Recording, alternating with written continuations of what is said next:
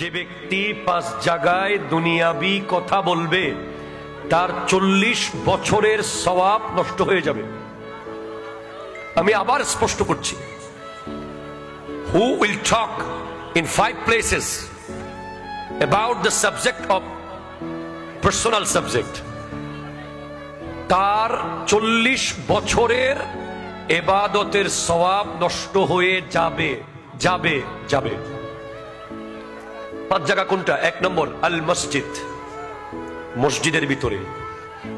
2 নম্বর ফি তিলাওয়াতিল কোরআন, যখন কোরআন তিলাওয়াত চলে ইউ হ্যাভ টু লিসেন, আপনাকে শুনতে হবে, ইউ কান্ট ডিস্টার্ব।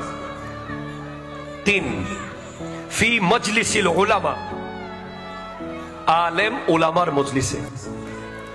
4 ফি ওয়াক্তিল আযান, যখন আযান চলবে। 5 ফি জিয়ারাতিল কুবুর, কবর জিয়ারতের সময়। আমার মুখে মুখে বলেন, 1 নম্বর হলো মসজিদে, কোথায় বলেন তো? 2 নম্বর কোরআন তিলাওয়াতের সময়। 3 নম্বর আলেমের মজলিসে।